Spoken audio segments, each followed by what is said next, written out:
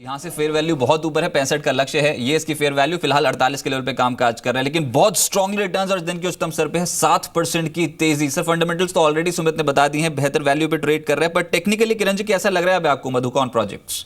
Technically एक अच्छा base building हो चुका है और रजत जी, और मुझे लगता है कि इधर से नेक्स्ट रेजिस्टेंस लेवल्स है जो 52 से लेके 56 है, तो 52 से 56 का एक जो रेजिस्टेंस बैंड है वही टारगेट मान के चलना चाहिए। 56 बहुत ही अहमियत रखता है, 56 के ऊपर अगर चलता है तो एक नए टेरिटरी में चलना चालू कर देगा और उसका टेक्निकल पैटर्न्स भी बहुत अच्छे होते नजर आएंगे। तो अभी के लिए 56 के टारगेट्स मान के चलना चाहिए। चलिए, मैं वैसे कह रहा हूँ कि इंफ्रास्ट्रक्चर स्टॉक्स जो है वो इस समय बहुत स्ट्रांगली एक्यूमुलेटेड है। चुनिंदा इंफ्रास्ट्रक्चर सेक्टर के जो स्टॉक्स हैं वहां पर अच्छी तेजी देखने को मिल रही है, जिसपे मधुकॉन प्रोजेक्ट्स भी शामिल है, अब 6% ऊपर है। किरण जी, आपके रडार पर कौन से स्टॉक्स हैं सर? मेरे रडार पे दो तीन काउंटर्स थे। रैमको इंडस्ट्रीज मुझे अच्छा दिखाई दे रहा था आज के चार्ट पैटर्न पे। मुझे लगता है कि इधर एक अच्छी मूव देखने को मिल जानी चाहिए। 210 का स्टॉप लॉस 212 पे ट्रेड कर रहा है, 209 या 210 का स्टॉप लॉस लगाना चाहिए। 216 के टारगेट्स आपको देखने को मिल जाने चाहिए। दूसरा स्टॉक रहेगा जो कि यूनिप्लाई है। यूनिप्लाई भी मुझे लगता है कि इधर से एक अच्छी मूव देखने को मिल जानी चाहिए। 305 का स्टॉप लॉस लगाना चाहिए और टारगेट्स के लिए 324-25 के टारगेट्स आज देखने को मिल जाने चाहिए। दो स्टॉक्स देख के बताएं, दोनों बैंकिंग सेक्टर से हैं, विजया बैंक और आरबीएल बैंक। बेहतर ट्रेड कौन सा है? डेफिनेटली आरबीएल बैंक ही रहेगा, पर विजया बैंक में भी अच्छी मूव देखने को मिल रही है। अभी 68 के स्टॉप लॉस से बाय करना चाहिए। दो ढाई रुपए का स्टॉप लॉस है और टारगेट के लिए आप 75-76 के टारगेट्स एक्सपेक्ट कर सकते हैं।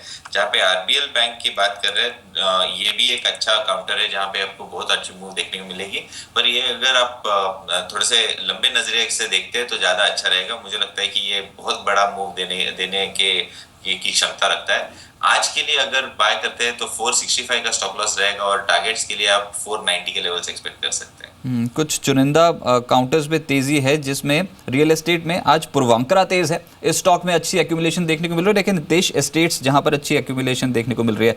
पूर्वांकरा चार्ट्स पे कैसा लग रहा है अभी आपको किरण जी? नहीं, मैं अवॉइड करना चाहूंगा जहां पर इस स्टॉक में अच्छी मूव तो दे चुका है। 50 से 52 रुपए तक ये स्टॉक उछल चुका है, पर मैं अवॉइड लिस्ट में ही है पूर्वांकरा। राइट, ये रिटेल सेक्टर से जुड़ी जो कंपनियां हैं, डी मार्ट के आईपीओ से पहले एक्टिव हैं, Cantabil, we mart, V2 retail, इन सभी स्टॉक्स में इनफैक्ट आज तो रेमंड, तलवलकर, आज तो सूची बहुत बड़ी है, चाहे वो सेकेंडरी कंपनी हो या फिर प्राइमरी जो यहाँ पर एक्टिव हैं रिटेल स्टॉक्स में, रिटेल इंडेक्स में। क्या करना चाहिए इन सब स्टॉक्स में? कोई भी स्टॉक आप क्लोजली ट्रैक कर रहे हैं जिसके टेक्निकल्स बहुत स्ट्रांग हो? नहीं, मुझे लगता है कि मैं अभी इन लेवल्स पे कंफर्टेबल नहीं रहूंगा। वी2 रिटेल ने इस स्टॉक ने करीबन 96 से 186 तक की मूव दे चुकी है और हमने बीएसई आईपीओ के बारे वक्त देखा था कि आईएफसी है जिसका स्टेक बहुत अच्छा था, बहुत अच्छी बस चल रही थी, बहुत अच्छी मूव पर आईपीओ आने के बाद ये स्टॉक नीचे फिसलता नजर आएगा। वैसे ही एमसीएक्स में भी देखा गया।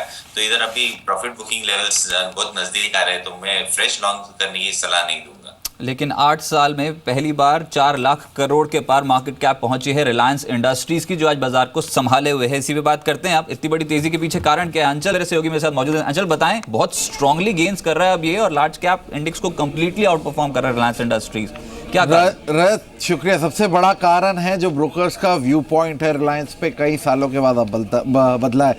अभी तक ब्रोकर ये मानते थे बहुत फ्लैटिश परफॉर्मेंस रहती है शेयर की, एसेट इन्वेस्टर फ्रेंडली नहीं रहा है, रिटर्न नहीं देता है, लेकिन अब काफ़ी टाइम के बाद ब्रोकर वापस से बुलिश हो चुके हैं रिलायंस इंडस्ट्रीज पे।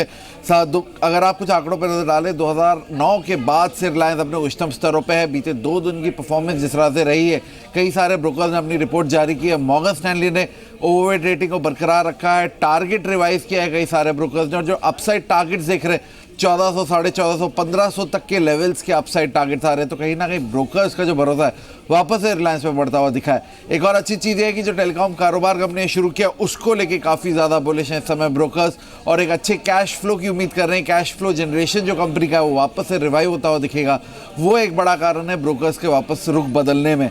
अगर आप मॉर्गन स्टैनली की बात करें, देखिए ओवरवेट रेटिंग को बरकरार रखा है, टारगेट 1280 से बढ़ाकर 1506 किया है।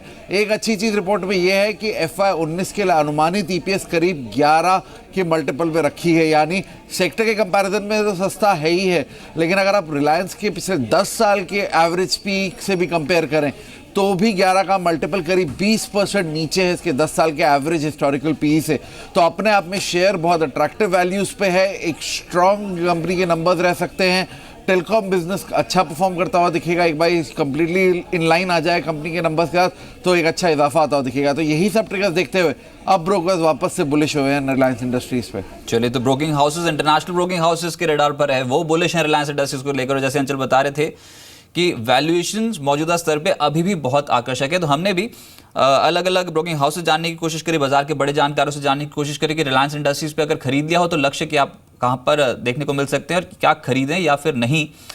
तो सबसे पहले तो रिलायंस इंडस्ट्रीज पे क्या खरीदारी करनी चाहिए या फिर नहीं, आशु बदान साहब रेलिगियर के, इनका कहना है कि अवॉइड करें, मौजूदा स्तरों पे बहुत स्ट्रांगली तेजी ऑलरेडी स्टॉक पे बन चुकी है तो इसको अवॉइड करने की सलाह। लेकिन शर्मिला जोशी, इनका मानना है कि 1300 का नेक्स्ट टारगेट रिलायंस इंडस्ट्रीज पे लग सकता है, स्टॉक में अभी और तेजी देखने को मिलेगी, स्ट्रॉन्ग स्ट्रक्चर और वैल्यूएशन आकर्षक है। अविनाश गोरखशंकर, इनका भी मानना है कि 1450 के टारगेट के लिए रिलायंस इंडस्ट्रीज को अपने रडार पर रखें। तो ज्यादातर जानकार जो हैं वो खरीदारी के पक्ष में है, अच्छी तेजी इन सभी इस स्टॉक पे देखने को मिल सकती है। औसत लक्ष्य हालांकि ये जो तेजी आई इससे पहले 1250 ही थे, लेकिन अब ये लक्ष्य जो है ये अपर साइड पे रिवाइज हो रहे हैं। गौरांग शाह, इनका क्या कहना है रिलायंस इंडस्ट्रीज को लेकर, आइए ये भी सुन लेते हैं। इंडस्ट्रीज पर मैं एक डिस्क्लोजर देना चाहूँगा कि हमारी कवरेज थी 1080, 1125 का टारगेट था, उससे करीबन 100 रुपया ऊपर काम कर रहा है। और ये जो पूरी उत्साह हमने देखा रिलायंस जियो का जो बयान दिया मुकेश अंबानी जी ने पिछले हफ्ते, और उम्मीद से पहले जो कमर्शलाइज टैरिफ्स का ऐलान किया 1 अप्रैल 2017 से, ये हमारी उम्मीद से कुछ जल्दी था। हमें लग रहा था कि करीबन शायद 3 महीने या 6 महीने और ये जो मुफ्त सेवाएं हैं ये उपलब्ध कराएंगे उपभोक्ताओं को। उत्साह बिल्कुल दिख रहा है, लेकिन इस स्तर पर अगर आप मुझे सवाल पूछे कि आपको निवेश करना चाहिए तो मैं इसकी राय बिल्कुल नहीं दूंगा। चलिए, पर ऑलरेडी यहाँ पर किरण जी भी बोल चुके हैं कि स्टॉक में तेजी बन सकते हैं, टेक्निकल्स बहुत इंप्रूव हुए हैं। किरण जी, एक फटाफट से आखिरी सवाल होगा आपसे, एक सेक्टर और बस कर रहा है वो है डेयरी स्टॉक्स, प्रभात डेयरी, क्वालिटी, वादीलाल, कोई स्टॉक ट्रैक कर रहे हैं आज के लिए?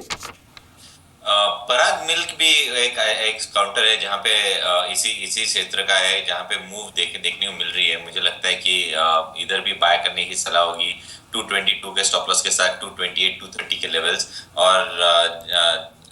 और कौन से स्टॉक्स कहे आपने? प्रभात डेयरी, वादीलाल, इन सभी स्टॉक्स में मूव, क्वालिटी, ये सभी स्टॉक्स तेज हैं, 2.5-3% ऊपर है। प्रभात डेयरी में भी बहुत अच्छा रुझान दिखाई दे रहा है, एक अच्छा बेस बिल्डिंग करीबन 126-127 लेवल्स पे हो चुका है और इधर से ये स्टॉक मूव हो रहा है। 134 के टारगेट देखने को मिल जाने चाहिए जल्दी। और क्वालिटी के बारे में बात करें तो क्वालिटी में मुझे अच्छा लगता है कि करीबन 148 के स्टॉप लॉस के साथ बाय करना चाहिए, 157-158 के टारगेट देखने को मिल जाने चाहिए। चलिए, लेकिन जो बाजार में आज कमजोर है वो है एक्सिस बैंक, निफ्टी का सबसे स्ट्रांगली बिकने वाला काउंटर है, टूटने वाला काउंटर एक्सिस बैंक, जिसकी वजह से बाजार पर आज दबाव है, और आइडिया सेलर और भारतीय एयरटेल, इन 2 स्टॉक्स पे दबाव देखने को मिल रहा है। किरण जी, बहुत शुक्रिया आपका मेरे साथ जुड़ने के लिए और बाजार में बात करने के लिए, ट्रेडिंग आइडिया शेयर करने के लिए।